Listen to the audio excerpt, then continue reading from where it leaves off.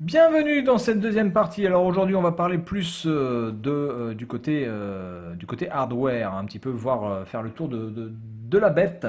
Alors c'est une console qui est extrêmement lourde. Je pense que c'est quasiment le poids d'une Xbox première du nom. Donc pour vous dire un petit peu le poids de la machine. Ceci est dû certainement au fait que déjà l'adaptateur secteur, enfin que le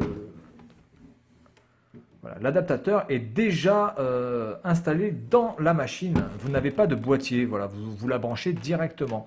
Donc ça c'est plutôt déjà un premier bon point, c'est-à-dire que vous n'avez pas voilà, le bloc secteur qui est à l'extérieur de la machine. Donc ici, tant que je suis sur la partie arrière, eh bien écoutez, je vais vous montrer un petit peu le truc. Donc ici, vous avez une sortie en S-Vidéo, bon, que je pense, voilà, ça ne sert pas franchement à grand chose de l'utiliser. Ensuite, vous avez le composite classique. Vous avez un port d'expansion ici. Je ne sais pas vraiment à quoi il sert, parce que le nombre de périphériques qui sont compatibles avec cette console malheureusement ne sont pas très nombreux, donc ça je ne sais pas vraiment à quoi cela peut servir. Peut-être à mettre des cartes, je ne sais absolument pas à quoi ça peut servir, vraiment, je ne sais pas. Après, au niveau des côtés, ben, il n'y a pas grand-chose à part cette petite trappe ici qui est sur le côté droit de la machine, où là vous pouvez mettre un audio-vidéo expansion. Alors ici, vous pouvez certainement mettre peut-être un bloc vidéo ou une sorte de codeur MPEG. Je crois qu'il y avait un codeur MPEG, MPEG qui était sorti. Et donc certainement qui devait se brancher ici. Voilà, donc la console est bien aérée. Vous pouvez voir ici sur le haut, côté droit, arrière aussi, sur la partie bloc alimentation et sur la partie de gauche, que cette console est extrêmement bien aérée ici avec un ventilateur en plus. Voilà, donc ça devait certainement pas chauffer ou très peu chauffer en fait comme console. Alors dessous vous n'avez rien, hein, il n'y a absolument rien. Sur le devant, vous avez donc le bouton pour sortir le CD, voilà. Donc l'avantage de ce truc, c'est que ça faisait quand même assez chaîne-hi-fi à éléments. Alors c'était la grande mode aussi ça dans les années 90. Je me rappelle dans certains magazines de vente à distance, on vous proposait des chaînes hi-fi de fou avec 7, 8, 9 éléments comme ça que vous pouviez empiler les uns sur les autres. Alors c'était vraiment de très bonnes machines au niveau du son, mais là le problème c'est que ça ne vous sert à rien parce que vous êtes obligé d'avoir un écran. Vous êtes obligé d'avoir un écran, il n'y a pas de télécommande, donc le seul truc que vous pouvez utiliser ici c'est la manette, et je vais vous expliquer un petit peu comment fonctionne le port manette ici. Donc du coup, même si vous aviez ça branché sur des enceintes par exemple derrière, voilà, sur les ports audio à l'arrière, vous mettez le CD.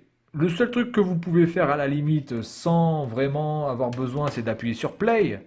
Vous pouvez appuyer sur play et vous allez entendre la musique, mais dès que vous voulez changer de chanson et que vous voulez une chanson spécifique, si vous n'avez pas d'écran, ça ne sert strictement à rien.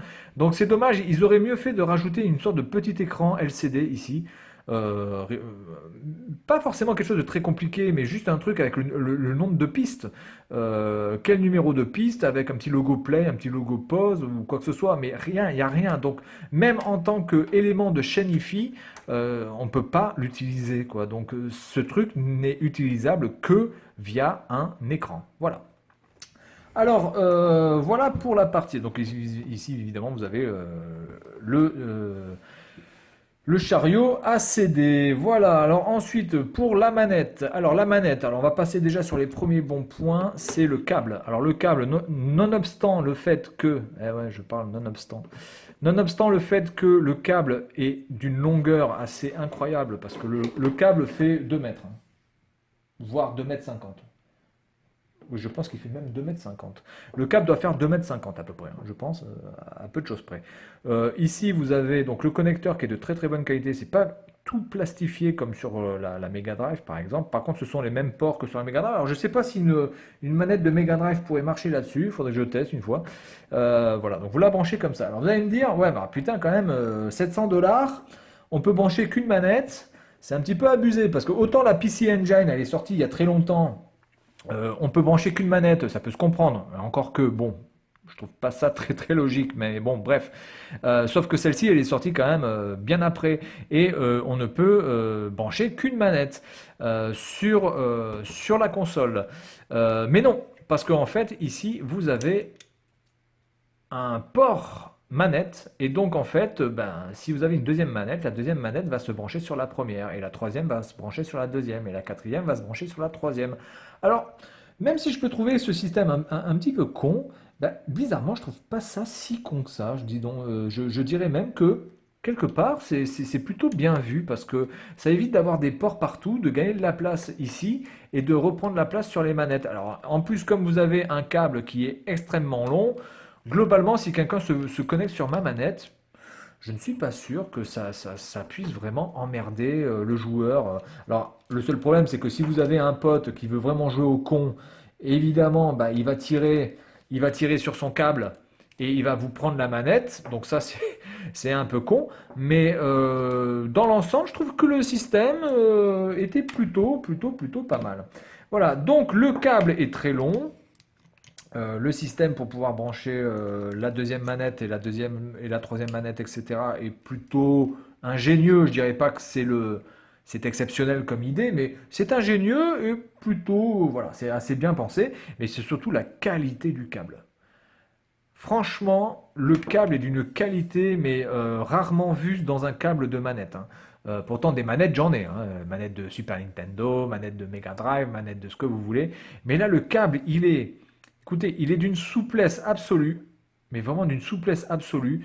Il est agréable, il est vraiment, il s'entortille pas ou il reste pas dans une position merdique. Il est vraiment d'une qualité, mais proche du parfait, quoi. Pour moi, c'est vraiment la qualité de ce câble, de fabrication de ce câble est juste incroyable. Euh, Par contre, sur la manette, alors là, c'est un petit peu autre chose. Les boutons L et R, pour moi, sont beaucoup trop près du centre. J'aurais préféré les L et R un peu plus décalés d'au moins 1 cm vers ici, parce que dans un jeu de football que j'ai téléchargé, franchement, pour courir, c'est pas génial, parce que je suis obligé de me mettre comme ça. J'aurais préféré faire comme ça, vous voyez. Sauf que comme ça, j'appuie pas. J'appuie ici, mais ça clique pas. Il faut vraiment bien appuyer. Donc du coup, j'aurais préféré une gâchette un peu plus sur les côtés, un peu plus voilà, décentrée. Malheureusement, c'est pas le cas.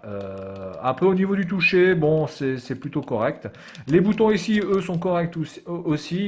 Ils cliquent très rapidement. Ils n'ont pas un débattement de ouf.